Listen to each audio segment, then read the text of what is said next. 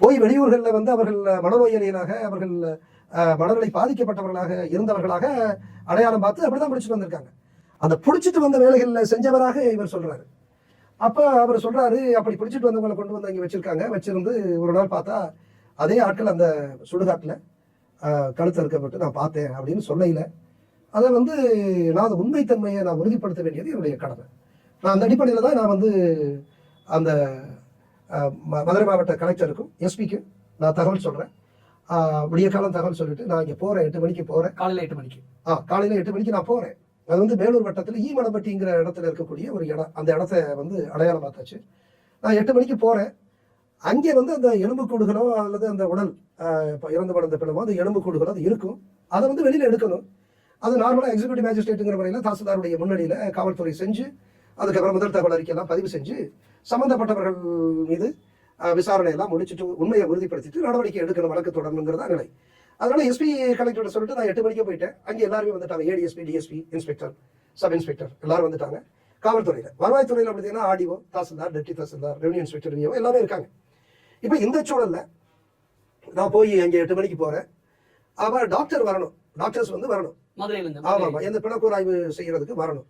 மதுரை மருத்துவக் கல்லூரியிலேருந்து வர வேண்டியது இருக்கு. அங்கேருந்து ஒரு 1 மணி நேரம் 1.5 மணி நேரத்தில் அந்த இடத்துக்கு வந்துடலாம். அந்த கீழவளவுக்கு பக்கத்தில் தான் இருக்கு. ஆனால் நான் 8 மணிக்கு போயிருந்து வரல. நானும் சொல்றேன், இந்த வந்துடுறாங்கன்னு சொல்றேன். நானும் 10 மணி ஆகுது, 12 மணி ஆகுது, 2 மணி ஆகுது. 5:30 வந்து அந்த ஏடிஎஸ்பி இடத்துல சொல்றாரு, சார் நீங்க இப்போ வந்து சர்க்கியூட் ஹவுஸ்க்கு போயிடலாம்.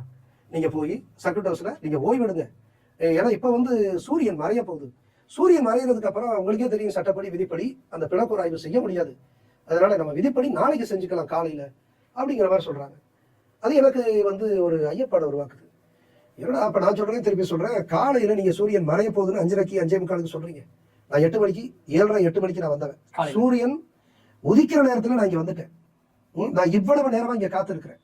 காலையில இருந்து நான் காத்திருக்கிறேன். இந்த வருவாங்கன்னு சொல்லிட்டு நீங்க 5:30 5:45 வந்து நீங்க போய் இப்ப சூரியன் மறைய போகுதுன்னு சொல்றீங்களே, இது கதையா அப்படிங்கிற மாதிரி நம்ம கோபத்தோட சொல்லி நம்ம சொன்ன. இங்க ஒரு 1 கிலோமீட்டருக்கு ஹில் இருந்துச்சு, 1 கிலோமீட்டருக்கு மலை இருந்துச்சு, ஹில் இருந்துச்சு. இந்த 1 கிலோமீட்டருக்கு ஹில் இருந்ததே காணாமல் ஆக்கி இருக்கக்கூடிய சூழல் இருக்கு. மலையே காணும். ஆமா, மலையே காணும். அப்படிங்கையில இங்க அந்த ஹில்லே காணாம ஆக்கணும், இந்த ஸ்கல்ல காணாம ஆக்குறதுக்கு ஆமா, இந்த ஸ்கல்ல காணாம ஆக்குறதுக்கு எவ்வளவு நேரம் ஆகும், நீங்க என்ன பண்ண போறீங்க இந்த இரவுல அப்படிங்கிறது எனக்கு தெரியுது. ஆமா, நீங்க இந்த இரவுல என்ன பண்ண போறீங்கிறது எனக்கு தெரியுது. நான் இந்த இடத்த விட்டு நகர மாட்டேன். நீங்க போயிருந்தா அந்த 15 நரம்புல கொடுக்கப்பட்ட உடலையை தோண்டி எடுத்து வேற எங்கேயாவது வச்சிருப்பாங்க. நிச்சயமா அப்படித்தான் நான் இருந்தேன். எனக்கு அச்சம் வந்துச்சு. அதனாலதான் நைட் அங்க தங்குனீங்களா? அதனாலதான் நான் இங்க தங்க வேண்டிய ஒரு நிர்பந்தம் ஏற்பட்டுச்சு.